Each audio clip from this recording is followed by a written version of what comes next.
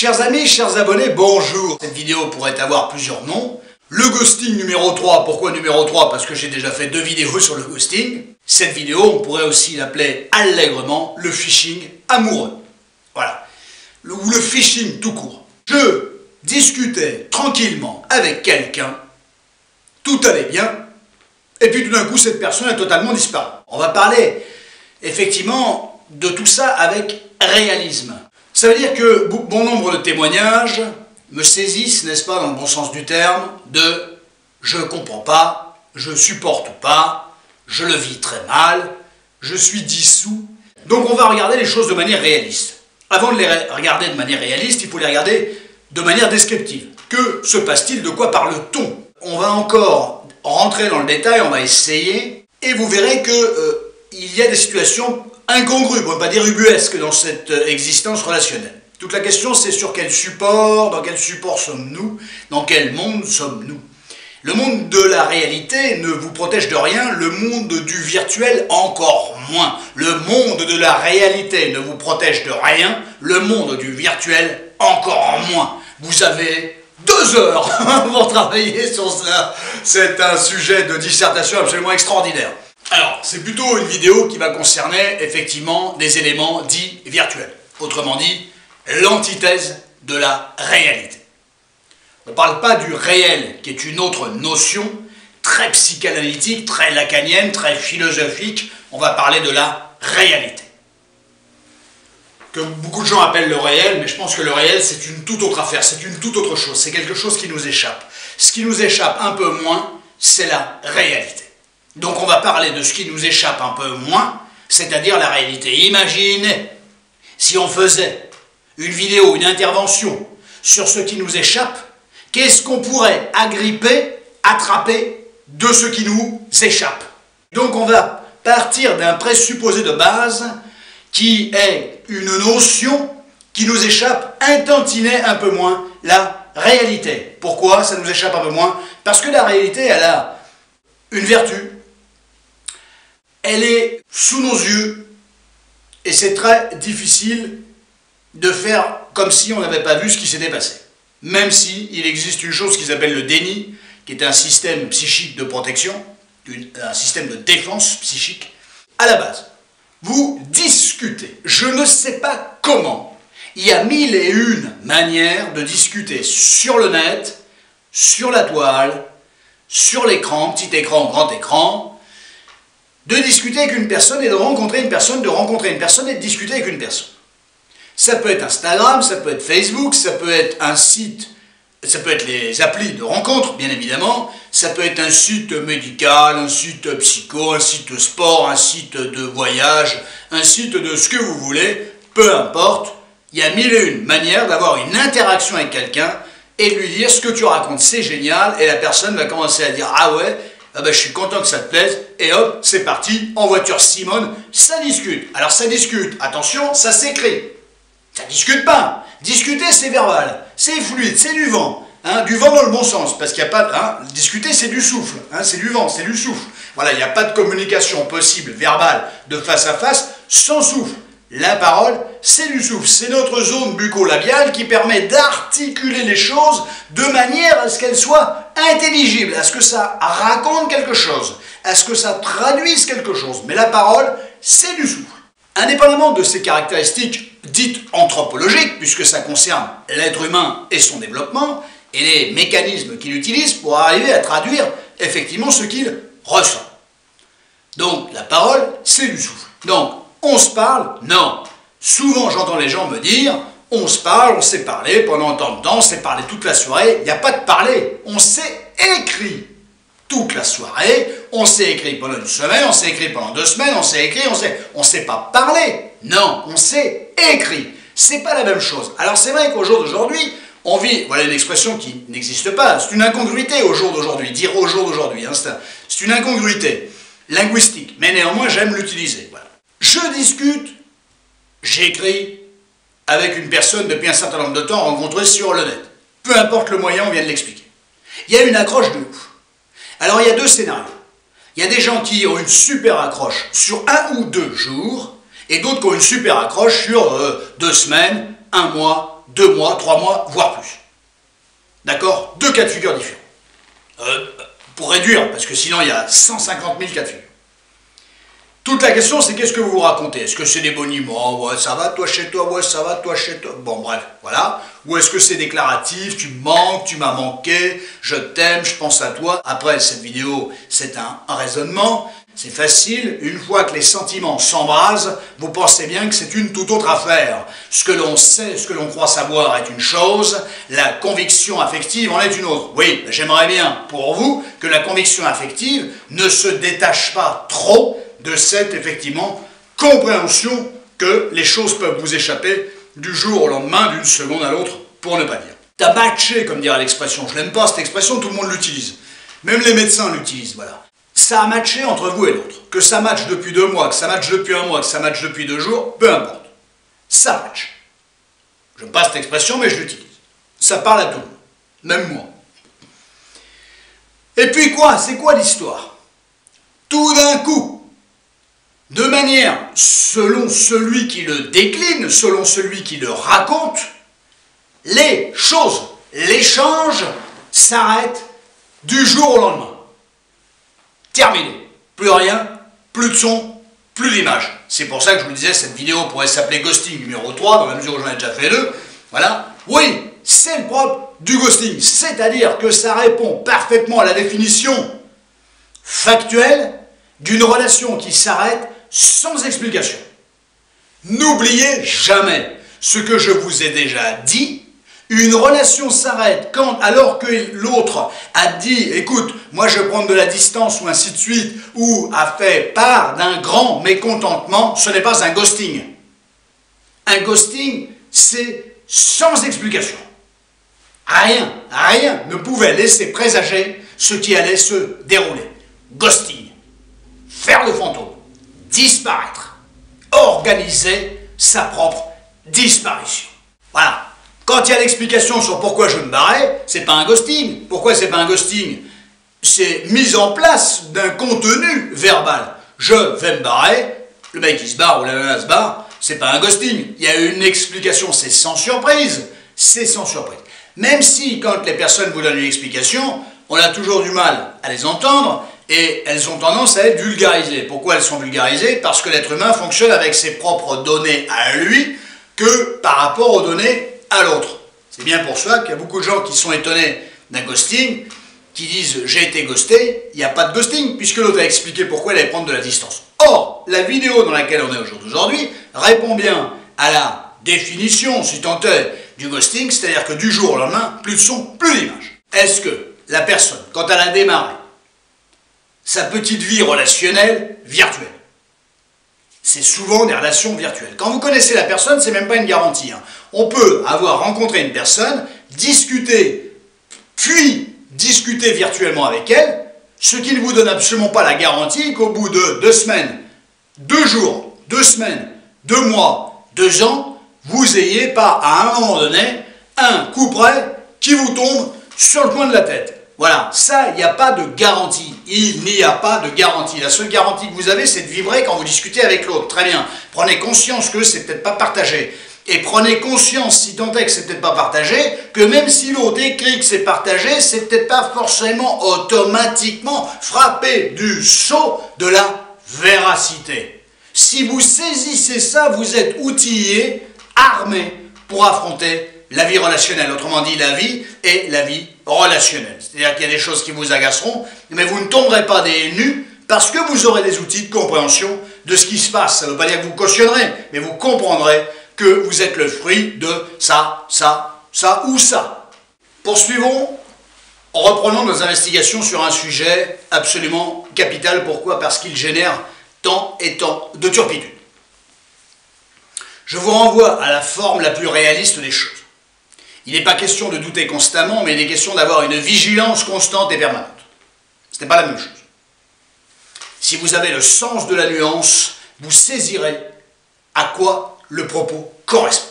Quels sont les éléments factuels que vous avez sous la main pour effectivement évaluer à quel degré votre croyance va s'inscrire, s'organiser, s'agencer dans la réalité. Vous verrez que vous n'avez pas toujours grand-chose. Ce n'est pas parce que vous parlez depuis 2 mois ou 3 mois avec quelqu'un que forcément dans la réalité, ça va donner des effets escomptés. Escomptés par vous-même, bien évidemment.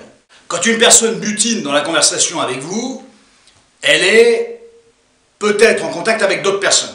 Vous, vous êtes persuadé que la personne est en contact qu'avec vous. Non, oubliez ça. Elle est probablement en contact avec d'autres personnes. Ça, c'est plutôt pour les histoires de gens qui se rencontrent virtuellement depuis peu de temps.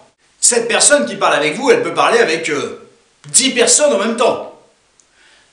Méfiez-vous toujours de la vitesse à laquelle la personne vous répond. Si la personne vous répond au tac de manière permanente, c'est probablement qu'elle est en lien qu'avec vous. Si effectivement il y a un écart, alors il faut voir, d'1 minute, 2 minutes entre ces réponses, elle est peut-être pendant ce temps-là, la personne, homme-femme, hein, peu importe, en train de répondre à quelqu'un d'autre. Ensuite, elle revient sur le lien avec lequel elle est avec vous, et clac, elle vous répond. Et hop, elle se rebarre, elle repart sur l'autre lien. Attention à ce genre de choses. Voilà. C'est déjà significatif. Après tout, d'ailleurs, quelqu'un a le droit de discuter avec d'autres personnes. C'est pas la question. Mais à un moment donné, vous devez quand même vérifier ou évaluer si à un moment donné, oui ou non, la personne, elle est quand même stricto sensu concentrée que dans le rapport qu'elle entretient avec vous. Très bien. Toute la question, il y en a plein, il y en a 3000, mais on aura le temps d'en poser seulement 3 ou 4. Voilà, donc il en restera 2996 en route, en liberté, dans l'espace temporel qui nous passe au-dessus de la tête et dont on essaye de faire quelque chose. Comment vous discutez avec cette personne? Est-ce que c'est sur une appli? Et une appli, c'est nulle part, c'est comme si vous étiez dans une bulle, on est d'accord? Est-ce que vous parliez avec la personne sur WhatsApp? Est-ce que vous aviez réussi à récupérer WhatsApp? Est-ce que vous parliez par SMS? Tout ça, c'est toujours plus intéressant parce qu'il y a quelque chose d'individualisé. Voilà, ce que pas une garantie, pas du tout. Mais c'est toujours mieux que d'être sur une plateforme. Après, être sur une plateforme, ça peut fonctionner aussi, ça peut matcher. De toute façon, le match, il a déjà eu lieu. Donc, on refait le match, comme disait Eugène Sacomano.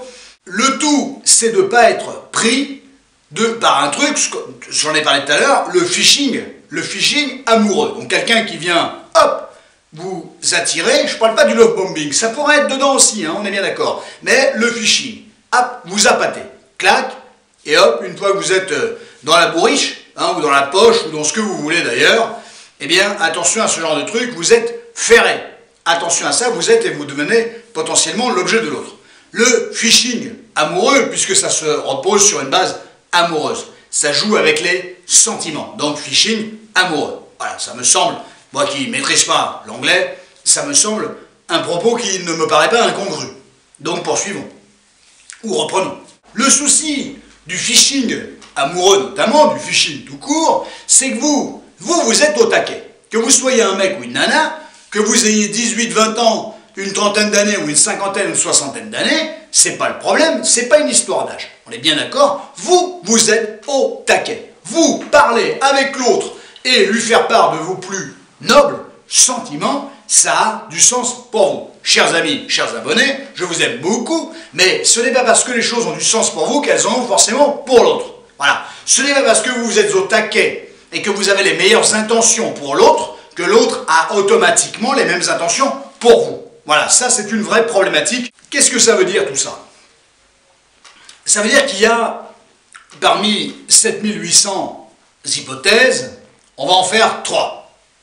Donc il en restera 7797 qui vont se balader dans l'espace, n'est-ce pas, et auxquelles on n'aura pas prise. Mais on a prise sur 3. On a prise sur 3 hypothèses sur 7800. 3 hypothèses factuelles. 3 cas de figure sur les X qui nous échappent. Soit la personne démarre la communication avec vous. C'est plutôt quand en général on ne s'est pas vu, mais ça peut aussi arriver quand on s'est vu. Ça serait quelqu'un qui repointerait le bout de son nez après une petite distance sociale, n'est-ce pas? Une distance sociale, c'est que ça fait un petit moment que vous n'aviez pas de nouvelles. Indépendamment de cette tirade, on va quand même avancer dans notre raisonnement. 3 cas de figure. Soit la personne qui démarre cette communication avec vous dans le virtuel sait que, in fine, vous allez tomber dans un creux, un trou, un précipice. Elle le sait, la personne, homme, femme, peu importe, on s'en fout, c'est jamais une histoire de genre, c'est une histoire de mentalité, d'approche. On est d'accord? La personne le sait, donc ça dure 2 semaines, 2 mois, 1 semaine, 2 jours, on a cité tout à l'heure un certain nombre de cas de figure, c'est pas la question du temps, c'est que la personne sait d'emblée que vous allez tomber dans le précipice. Non sans avoir récupéré un certain nombre d'informations qui allaient plutôt dans son sens. Ah, je suis trop content de te revoir, oh, t'as trop compté pour moi, machin. Un petit quelque chose qui pourrait nourrir une forme de narcissisme. Donc soit, effectivement, vous allez renforcer l'autre sur « Ah, j'exige une valeur », et une fois que la personne n'aura plus besoin de vous, hop, précipice, soit effectivement, la personne tire, et là on serait plus du côté de la personnalité narcissique, la personne tire un plaisir immensissime de savoir que vous vous rapprochez de la falaise, c'est elle qui est au courant, vous croyez que c'est une petite balade sympathique, et en fait, attention, la personne sait très bien que, clac, d'un petit mouvement de doigt, mais ça ne sera pas difficile, vous seriez tellement au bord de la falaise, un petit mouvement de doigt, et clac, tu plonges dans le précipice. Parce que cette petite balade, vous n'avez rien vu arriver, ainsi de suite, vous n'avez pas regardé autour de vous, c'est une métaphore bien évidemment, et hop, vous tombez dans le précipice. Et l'autre vous pousse dedans avec une certaine jubilation, méfiez-vous de ça. Mais ça, comment savoir qu'on est l'objet de quelqu'un qui aurait des fins, une vision négative, une vision sombre des choses et une vision utilitariste, réifiante, objetisante, comme on pourrait le dire, qui effectivement va vous utiliser pour prendre un plaisir de dire quand je vais couper les vannes de la communication, mais l'état dans lequel il va être ou elle va être, ça va être dingue. Et ça, c'est bien le problème très difficile à évaluer, très difficile à évaluer. Ce qu'il faut surtout évaluer, c'est votre degré, vous, à partir un peu en sucette tout seul. Attention à votre sens des interprétations. Attention à ça. Ça, c'est la réalité. Là, on est en plein réalisme. On avait dit qu'on inscrirait le propos de cette vidéo dans le réalisme. Premier cas de figure, la personne sait que vous êtes voué à tomber dans le précipice. Elle va vous en rapprocher pour vous y pousser. Et ça ne va pas être difficile, un petit mouvement de doigt devrait amplement faire l'affaire. Forcément, vous êtes mis au bord du précipice. Et totalement relâché, et sans les pieds qui freinent, prêts à bomber le torse pour ne pas tomber. Non, non, vous très détendu, hop, et l'autre il pousse dans le dos, c'est réglé. Voilà, c'est une métaphore, bien évidemment. Deuxième cas de figure, c'est quelqu'un qui démarre cette relation-là en disant « mais moi je suis pas super investi, mais à la limite, voilà, bon, s'il y a un petit quelque chose à prendre, je vais le prendre, et puis je vais laisser la relation évoluer, avancer, voilà, se poursuivre, les échanges se mettre en place, en œuvre, et tout ce qui s'ensuit, et en fonction de ce qui va se présenter, je verrai si je donne suite ou pas. Bien évidemment, si je donne suite, ça se saura parce que la relation va se poursuivre. Si je donne pas suite, ça se saura parce que vous aurez plus de nouvelles. Mais surtout, je ne donne pas d'explication sur ce qui ne me convient pas. Surtout pas. On est bien d'accord. Donc, je prendrai la tangente, j'irai butiner ailleurs, n'est-ce pas? Mais, voilà, je butinais, je savais pas trop, j'attendais rien. C'était pas question de précipiter l'autre dans un précipice, c'est le cas de le dire, mais en tout cas, j'attendais rien de particulier, je discutais tranquillement, et quand ça m'intéresse plus vraiment, je lâche. Voilà. Et je ne donne pas, bien évidemment, d'explication. Ce qui n'empêche pas un certain plaisir dans l'échange, ce qui n'empêche pas tout ça, de bonnes interactions, attention aux propos très éloquents que l'autre vous renvoie, à partir du moment où on est dans le virtuel, tout ça n'a pas de sens, tout ça ne veut pas dire grand-chose. N'oubliez pas, je vous l'ai dit dans la vidéo précédente sur les passifs agressifs, nous ne sommes pas jugés à ce que l'on raconte, mais à nos faits, à nos gestes. Voilà, c'est eux qui donnent crédit, corps, c'est le cas de le dire, à nos paroles. Donc, ne vous contentez jamais des paroles, ça ne veut rien dire. Ça vous fait du bien, c'est vrai que la parole, ça fait du bien, mais ça peut manquer de cet aspect tout à fait concret, qu'on apprécie aussi particulièrement, tout autant, pour ne pas dire beaucoup plus. Troisième cas de figure, soit effectivement la personne, à la base, elle était vraiment au taquet. Elle était au taquet, elle était honnête, elle était crédible, elle était sincère, elle tablait sur vous. La personne, homme, femme, peu importe, c'est pas la question. Elle tablait sur vous, elle voyait en vous celui ou celle avec qui elle allait avancer. Le souci, c'est qu'elle a peut-être changé d'état d'esprit entre-temps, elle a peut-être fait une autre rencontre, elle, la personne, on est bien d'accord, homme, femme, peu importe, elle a peut-être aussi été déçue de choses que vous lui avez renvoyées qui ne lui ont pas plu. Voilà, trop ceci, pas assez cela, trop ceci, ben.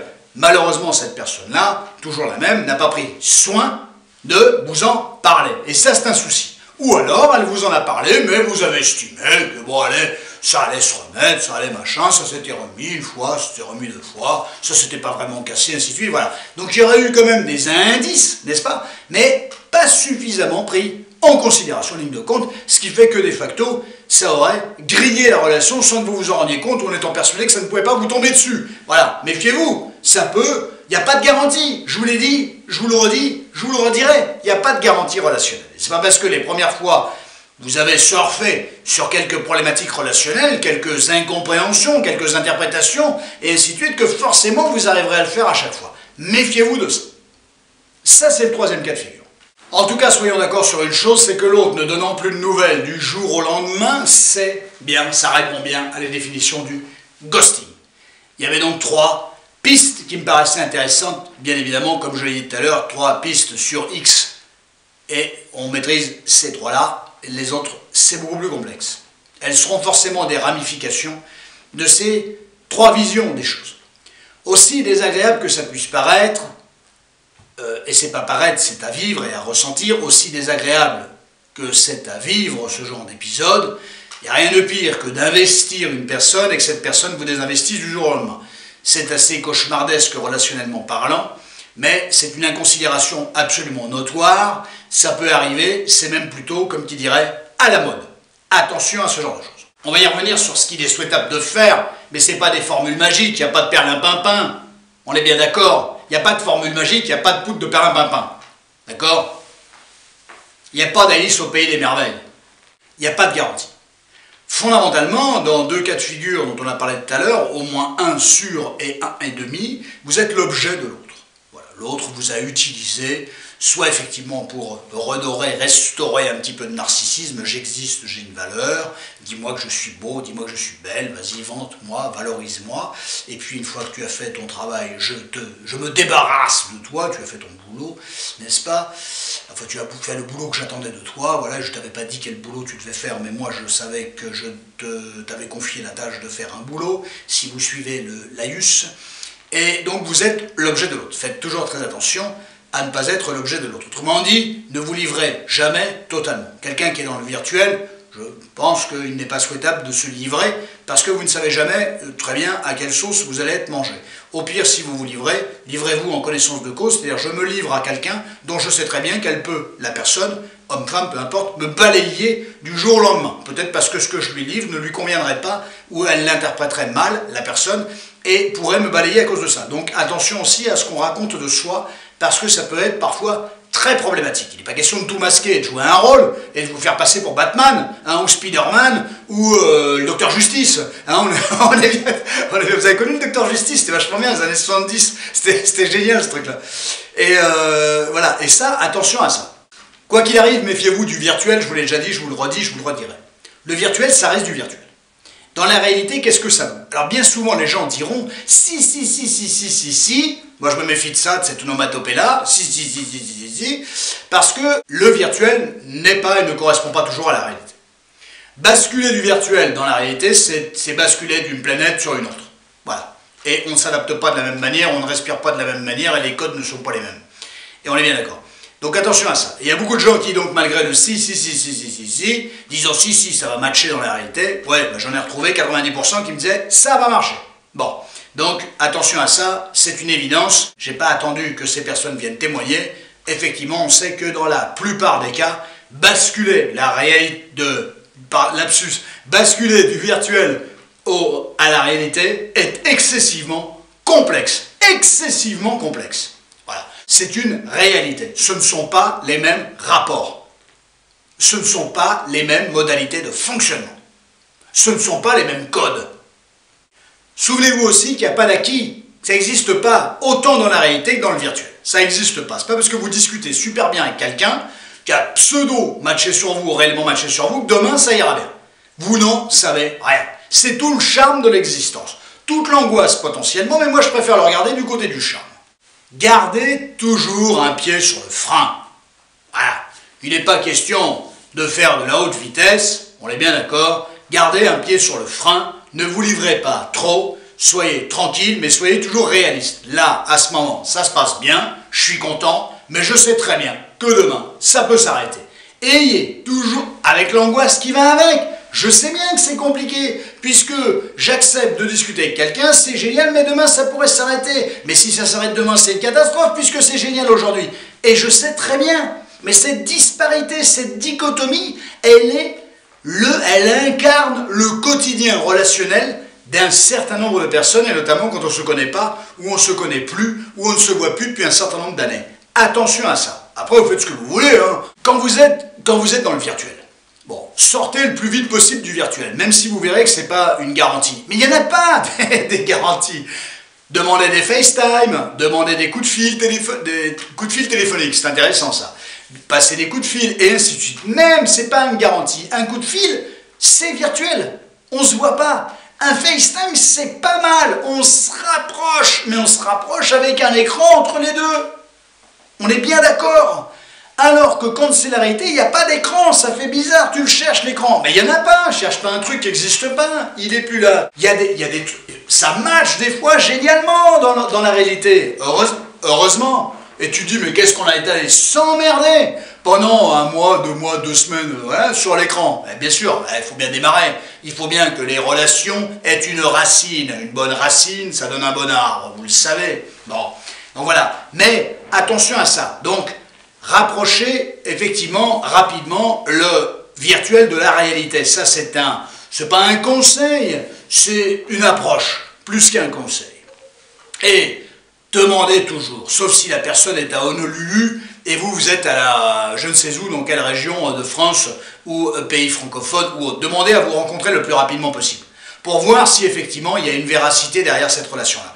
Alors c'est vrai que rallier Honolulu, n'est-ce pas, avec la région où vous habitez, ça peut être excessivement complexe, n'est-ce pas? Donc après, il faut voir, il faut évaluer au cas par cas, c'est de la casuistique. Voilà pourquoi la vidéo aujourd'hui, qui est une vidéo générale, ne peut pas répondre de la casuistique. On est bien d'accord. Mais néanmoins, évaluez toujours, non pas à quel degré la personne a envie de vous rencontrer, parce qu'en général, elle vous tiendra ce discours-là, mais à quel degré elle est prête à se donner les moyens pour faire Honolulu mi-chemin, et vous faites de chez vous mi-chemin, et vous vous retrouvez dans un savant juste milieu. Donc ça peut être n'importe où, vous prenez la carte du monde, vous êtes là, l'autre il est là, et hop, on se retrouve à mi-chemin, en Europe, en machin, en ceci, en cela, peu importe, on s'en fout, tant que chacun fait un bout de truc. Et ça se voit, ça se sent ça.